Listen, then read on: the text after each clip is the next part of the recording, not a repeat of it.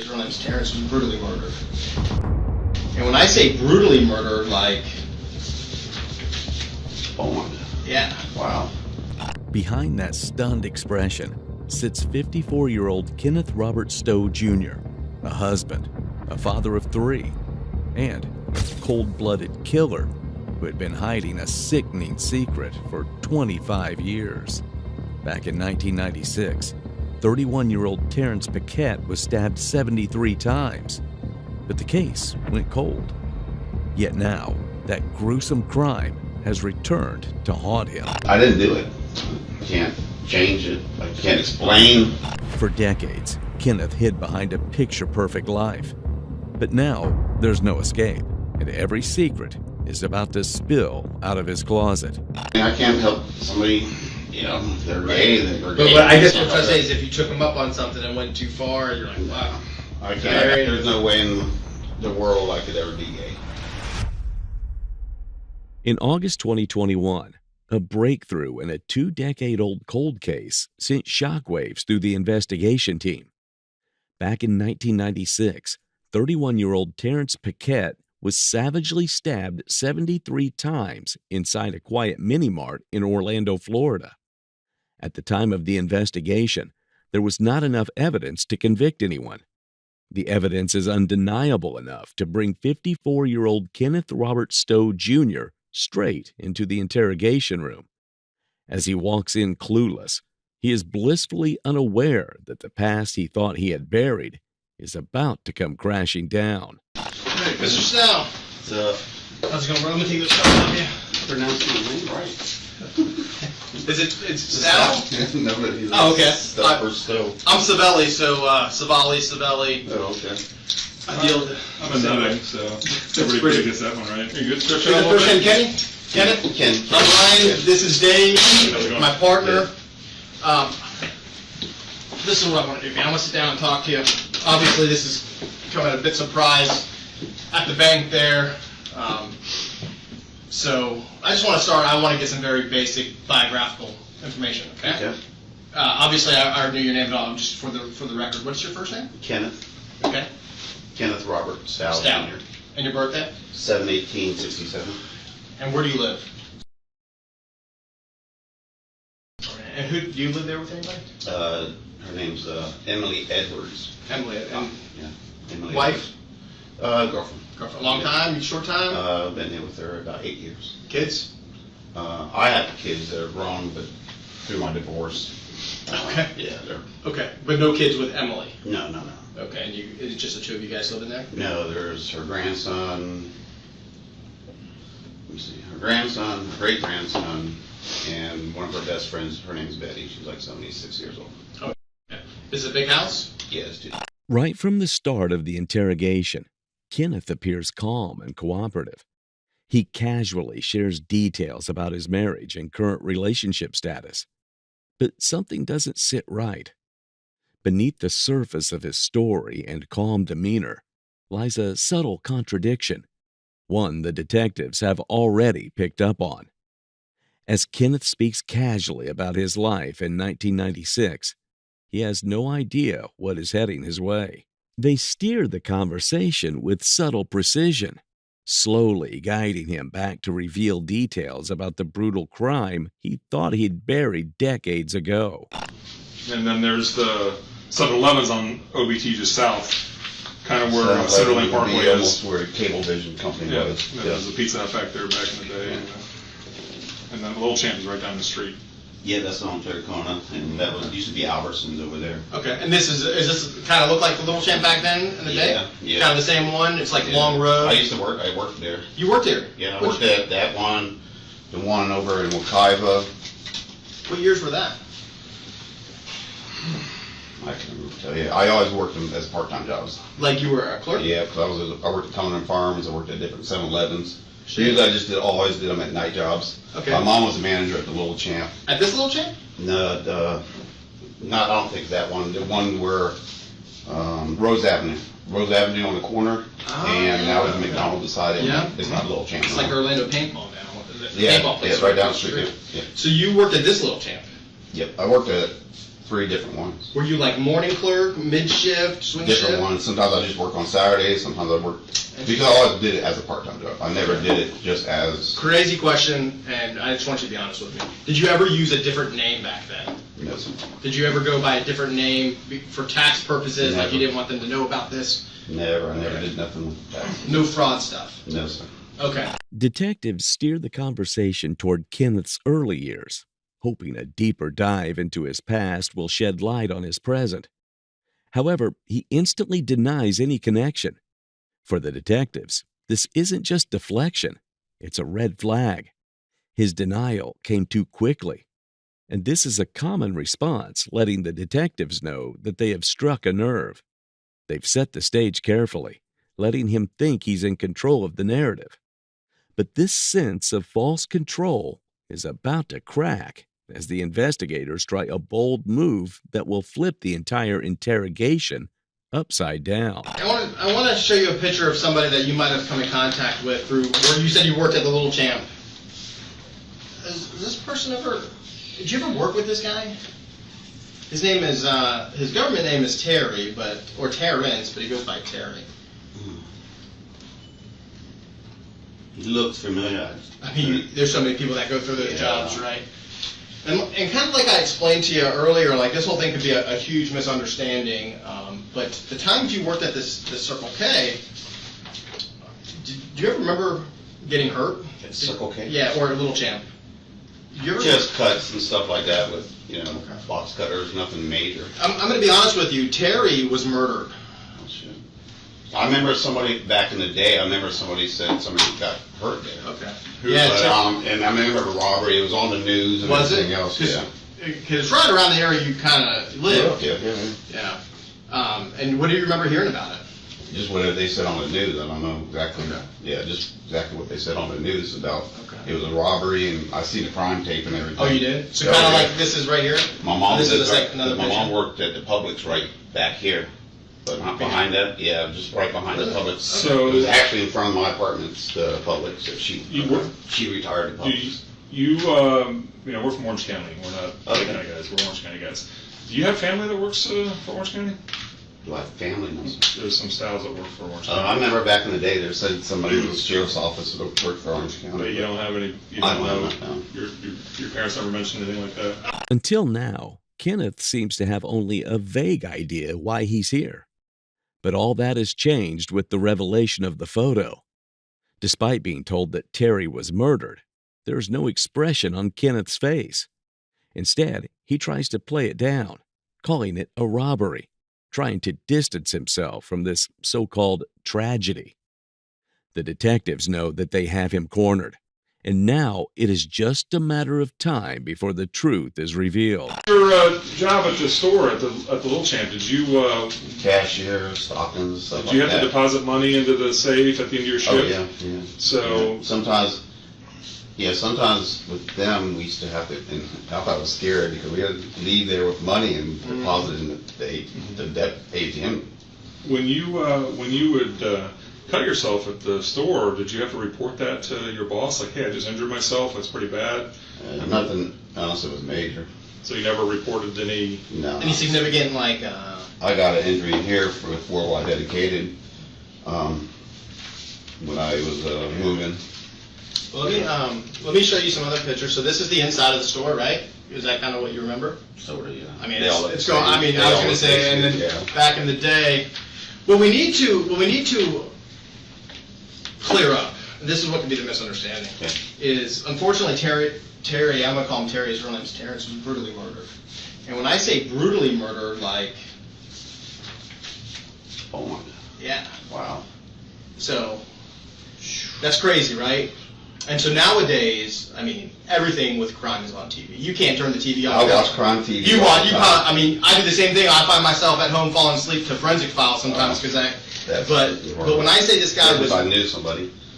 Wow. But here's the problem, because I know this is the first time you see me, but I've kind of been up in your for the past couple months. Okay. So the other about a month ago, we got your DNA from you like Budweiser.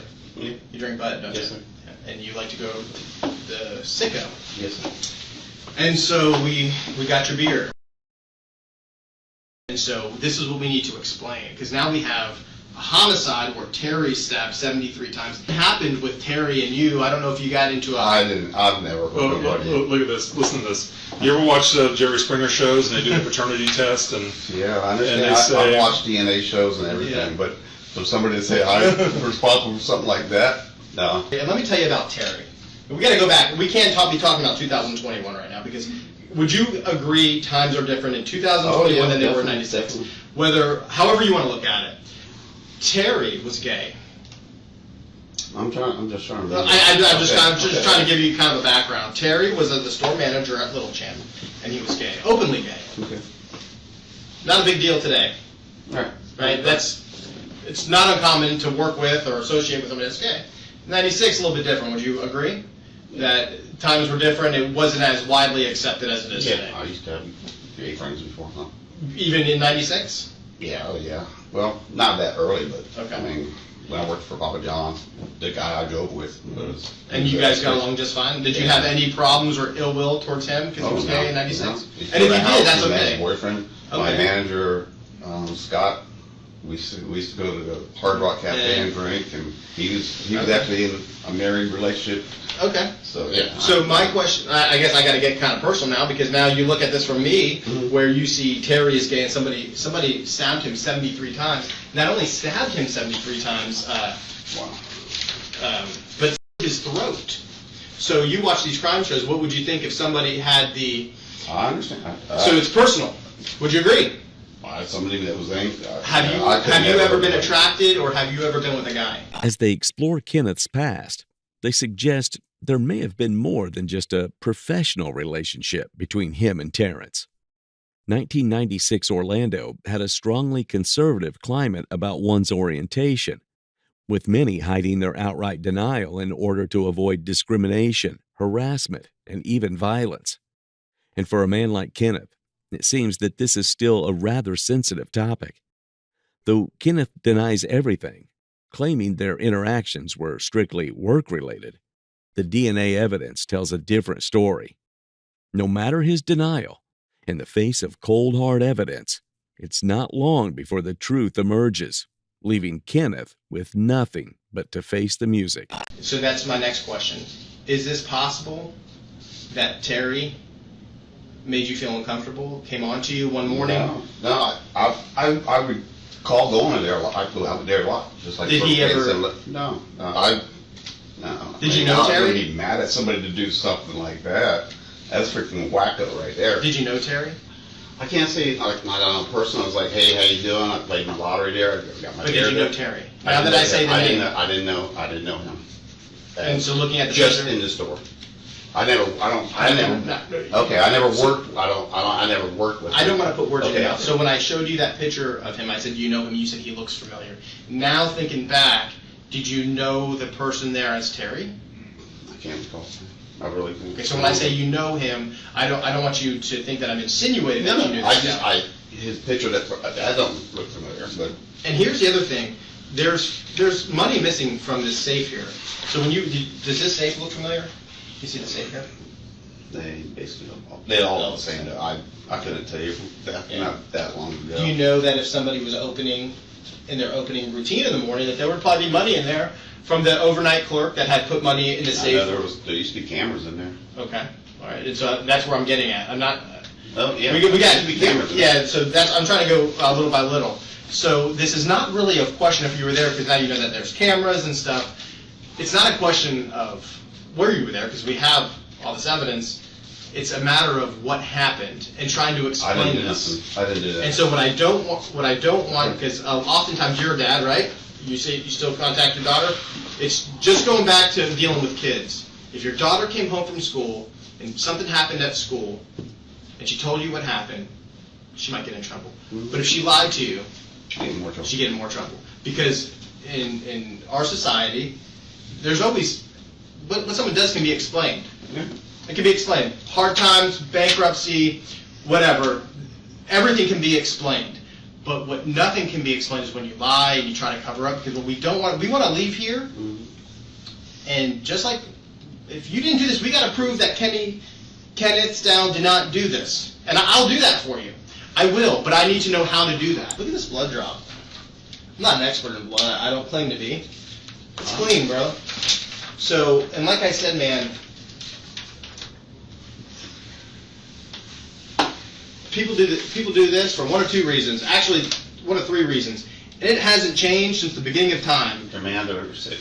Huh? No. Sick. Women, money, and rage are just about the three oldest motives for something like this. Money, women, and rage, right? So obviously you were married to Wanda. Yeah. And see, we asked all these questions. I knew you were married to Wanda. I know you haven't spoke to Amanda and your son and all that stuff. See, but what we're trying to do is we're trying to just figure out why this happened. It's not. I don't want you to think I'm being rude or condescending, because I'm not. I'm not asking you if you did this. No, you saying I did it. I know for a fact I don't have that much anger, madness. And that's what I want to get at. I don't have that in me though. But I can't even go out hunting with nobody because I can't shoot a freaking animal. I know, but that's what I want to get at. And that's where rage comes in, where somebody violates you, or they do something. I never said you were. Well, I'm just saying, it's like, I don't understand why I wouldn't have no rage towards nobody, not to hurt somebody. There's nothing Well, that can make me that. Is it?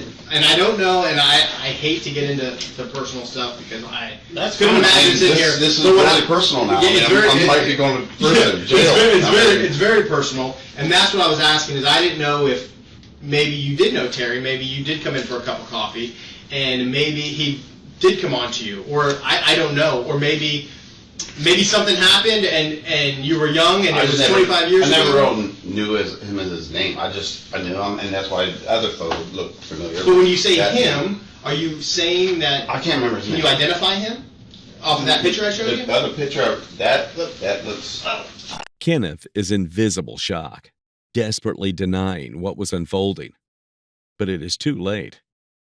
Back in August 1996, detectives were careful enough to submit the unidentified DNA to public genealogy databases. And with the breakthrough in New Age forensics, using SNP analysis over traditional STRs, they uploaded the sample to GED Match and Family Tree DNA. And as justice would have it, the one unidentified piece of evidence became the cornerstone of cracking this case wide open. What comes next will rip open the darkest chapter of his twisted past. So Brian and I, between the two of us, we've been doing this job for over 50 years. I've been doing this 32 years myself, and Brian's been doing it for close to 20. So you're looking at, we've heard every single story. I started this job in 1989. That's how long I've been doing this job. This homicide occurred when I had been on the job for 7 years. What year? So, what was the year? 1996. February 3rd, 1996. It was a Saturday. In the morning, when Terry was opening the store, before opening, so he had to either let you in the store early, or he had inadvertently left it unlocked, and you went in the store. But if you knew him and you knock on the door, he probably would have let you in, and that makes perfect sense because if you know the guy. And he sees you, because we're bracking our head. We know the who, which is you and Terry. We know the where, we know the when, and we know the how, kind of. And we think we know the why. It's $4,000 missing. You're in financial trouble. I always had money though. Why'd you declare bankruptcy? Well, that was before that happened. I had good jobs though. I was Class A CDL. I always worked. But who? So that leads us into the next question. If it can't be money, it can't be women because you're married, then it's rage. And so let's look at this picture again. You said, now we're looking at this picture. I said he looked familiar. I said, I'm trying to figure out a way I can get my nerves are like. Yeah, we'll get you one. But what I want you to do is I want you to look at this. You can't do this to somebody. I can't do that. Because you gotta, no, I didn't say that. I can't do that. But when you say this water bottle is a knife, when you do this to somebody, you know what you're hitting? You're hitting bone, and you're sweating profusely, so the handle of that knife becomes a little slippery. And sometimes your hand slides down. Are you right or left-handed? Right.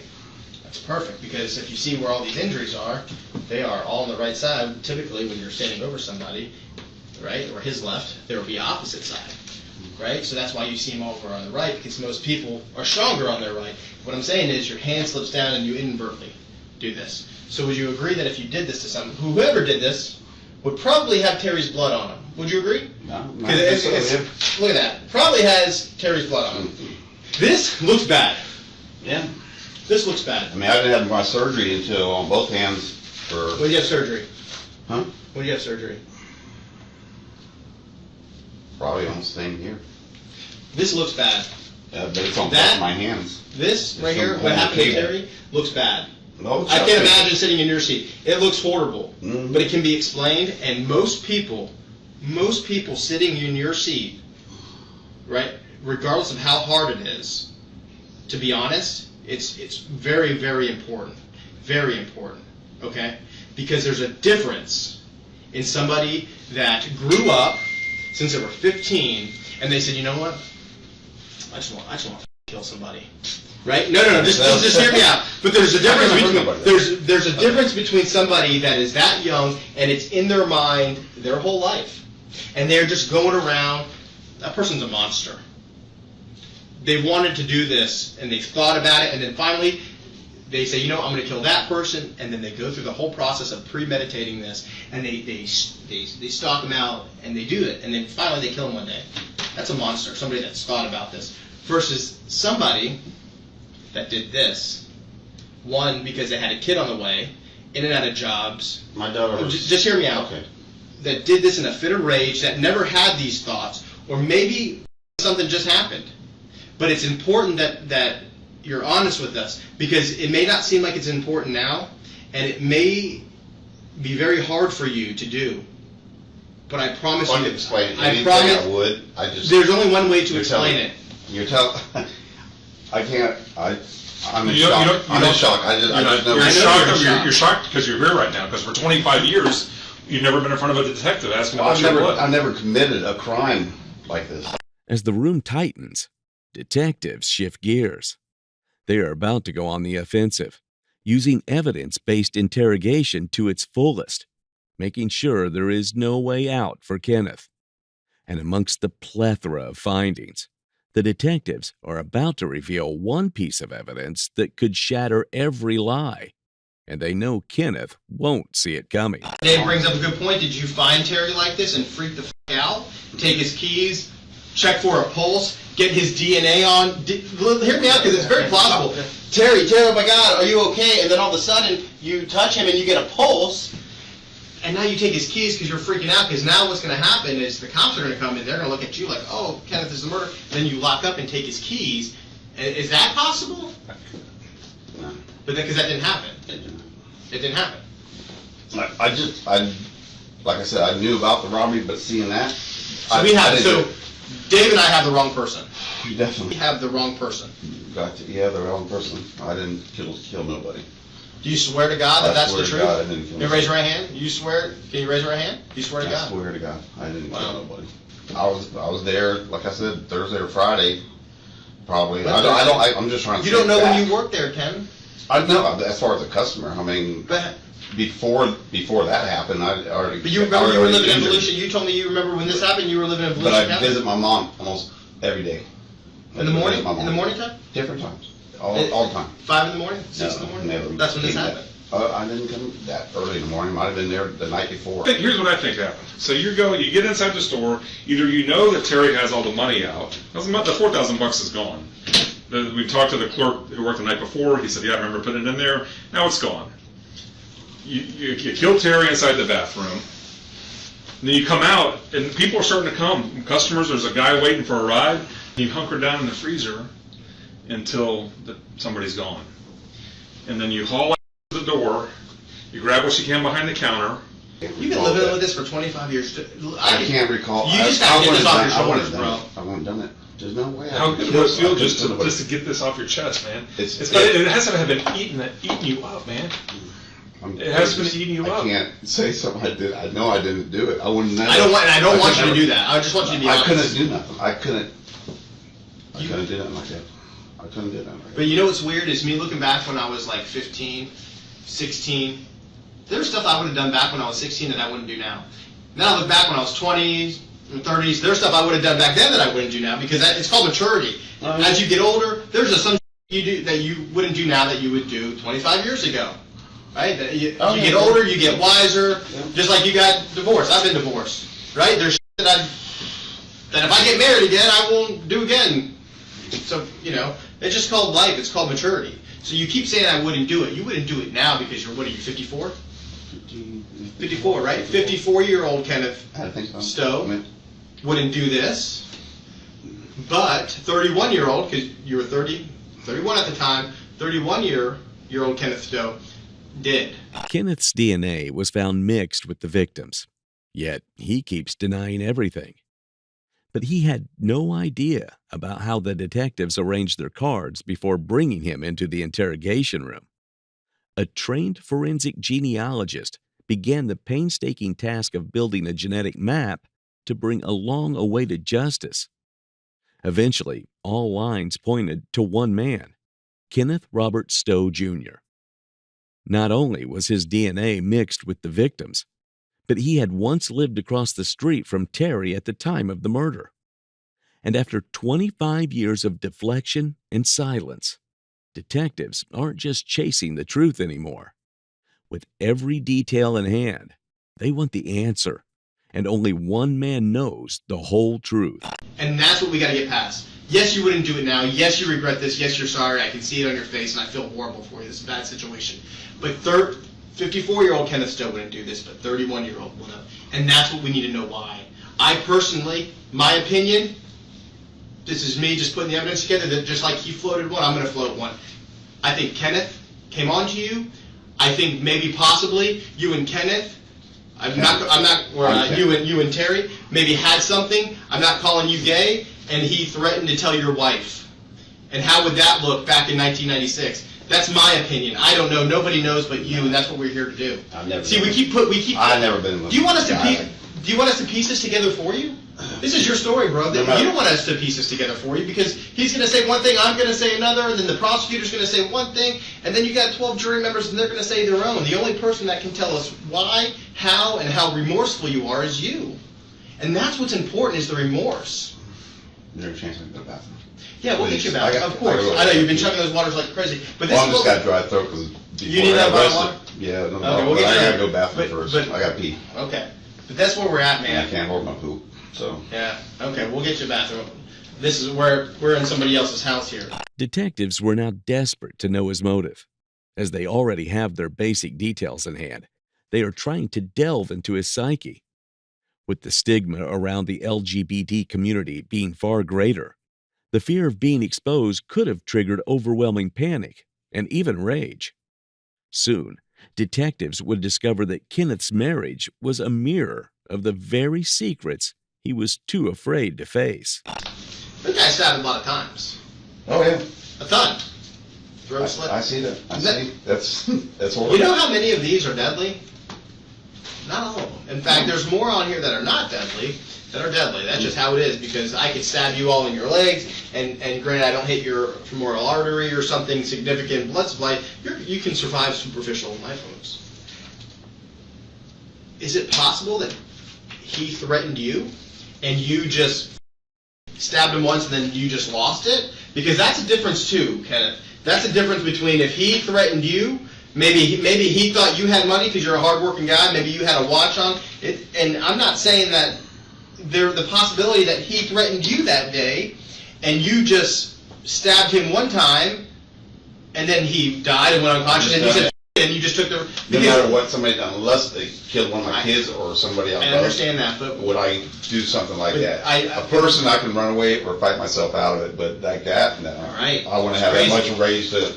But you never know till you're in I have some self-control to where I wouldn't hurt nobody like that. Everybody says that until they get cut off in traffic, and then rolling the window down, throwing a finger up because you're just so caught in that moment, and I can turn the cheek real easy. You know, now, 25 years ago when you were 31, when shit wasn't as easy as it is now.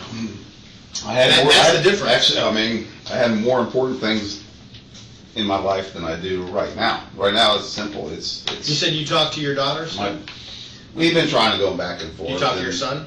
No, like I said, he's angry. He thinks I. What did they say is the cause for the divorce? I haven't talked to him. I showed him that when everything happened, your mom lied. I mean, basically she lied, tried to get me arrested so she had control of the house. Domestic violence issues? I mean, but What did she lied. say? She said I was trying to keep her from leaving. I said no, and it was just the way that everything happened. Even because I had a defense attorney at the time, but we were still separated. Even the defense, because I showed him, okay, if you had something so dramatic in that night, she wrote one report. Then she turned around and wrote another report. I guess the one for the courts, the next day was for the Volusia County Police. They're totally different, and they've seen that. And I told my son, and he got mad, but I was like, your mom's going to get arrested. She's going to have to go on court and lie about this. She wrote 2 different reports. And I didn't want my daughter to have to go to judge. Even my daughter told me, Dad, I know Mom lied. She promised me a cell phone. She promised me all this stuff. Because she told the police officer that night, yeah, I'm in fear of my life for my dad. I never hit my kid. I spanked both of them one time in their life. But your son even went through some measures to change his name. Oh, I don't know. Yeah, like that's pretty. Oh, he stayed angry at me because he thinks everything was my fault. No telling what she told. She told my daughter to lie the night I got arrested. What does your daughter and son do now? Do they work? The last thing, my son should probably be a doctor by now. I don't know for sure. But He was in med school and stuff? When I got my DUI 16 years ago, I sort of couldn't transportation-wise, couldn't go see him. And I was like, when they get old enough, they'll come see me. Let me ask you, I got to go back into the memory bank with Wanda. You and Wanda, were you guys, through your marriage, always good Oh, yeah. with her? Yeah. Consistent? Oh, yeah. I mean, she uses it like I think most wives do, as far as leverage. You know? Yep, well, that's Earn your just, brownie points, you know. yep, that's human nature, isn't it? You think you and Wanda would still be together if it weren't for your DUI? We already gone through divorce. And that's why, the only reason I got the DUI, because I had a dog in the car, and he freaking got out of his box, and he was a little chihuahua, and I moved him, and I swerved, and the cop got me, and I was literally living in my semi, because I was like, I don't know how the divorce was going to go, so I'm like, I don't want to start buying something, and I was like, okay, I can't pay rent, I got to move. So when I got my DUI, I just did a settlement with her. I said, hey, I don't want nothing to do with you. You don't want nothing to do with me. So we're just going to split the 401k. Your bills is yours, mine's mine.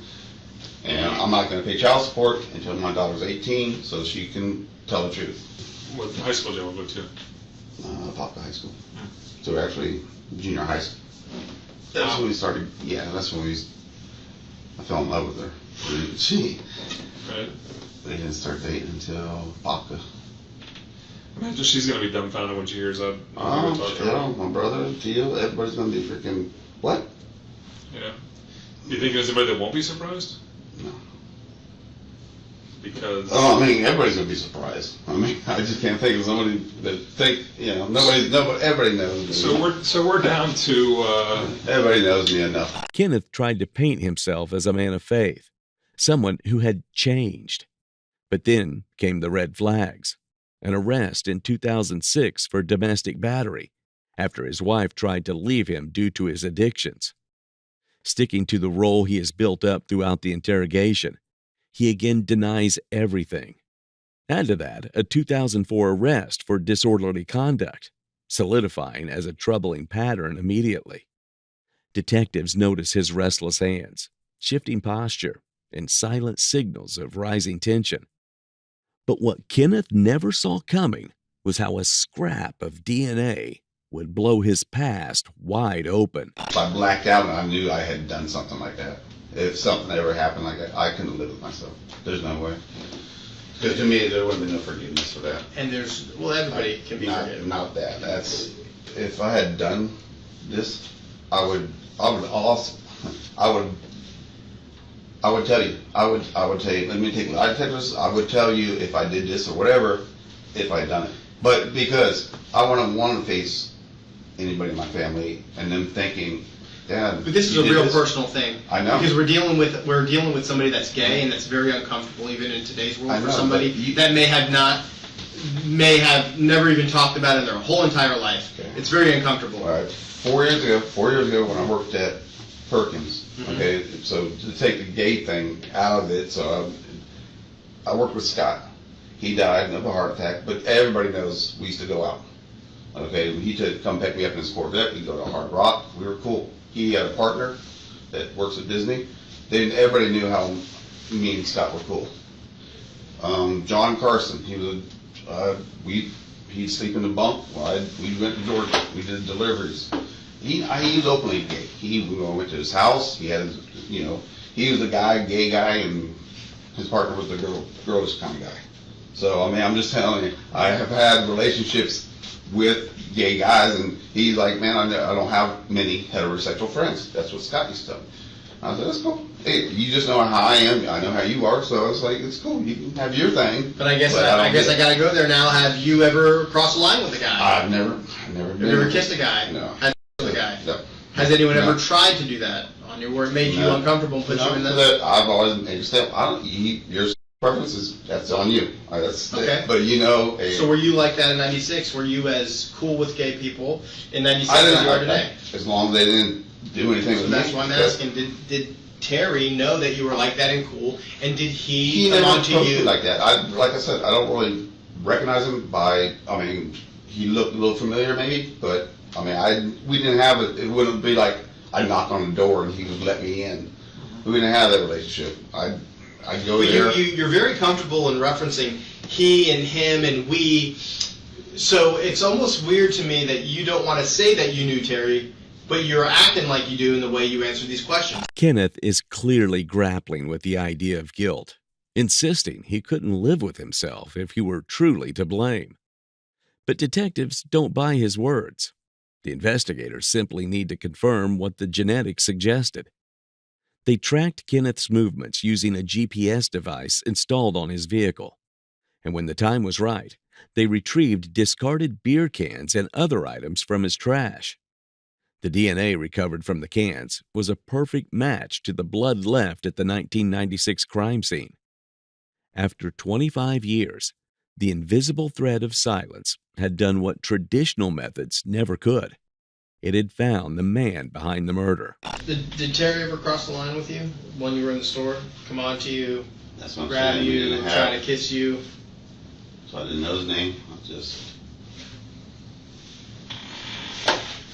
Did you do something? I could have walked away from anybody coming, trying to do Right, something but like with me. but it's 5, 6 o'clock in the morning. I You seem I kind of. never seen anybody in that store because if I was passing by or wherever I was going, I know it was Circle K and 7-Eleven would be open. But you seem like I a wanted to go friendly to that dude. store. You seem like somebody that's social, that people may not be friends with you, but when they first meet you, they kind of shoot because you seem like a personable guy. I don't know you outside of this setting, but that's what it appears to me. So what I'm saying is, if Terry took that the wrong way, and he knew you from coming in, making deliveries, and you're shooting them, and he came on to you, that's important. Yeah, I just That's don't know if I important. made But did that deliveries. happen? No. But did that happen? No. And there's nothing to be embarrassed about or ashamed of. I wouldn't be embarrassed about it. I mean, I can't help somebody, they're gay, they're gay. But I guess what I'm trying to say is, if you took him up on something and went too far, you're like, wow. I can't. I'm married. There's no way in the world I could ever be gay. There's nothing. There's no gayness in me. I'm just a heterosexual. It's almost Yeah. everybody, well, that's probably everybody we speak to that we show the crime scene photos, like, oh man, this is deeply personal.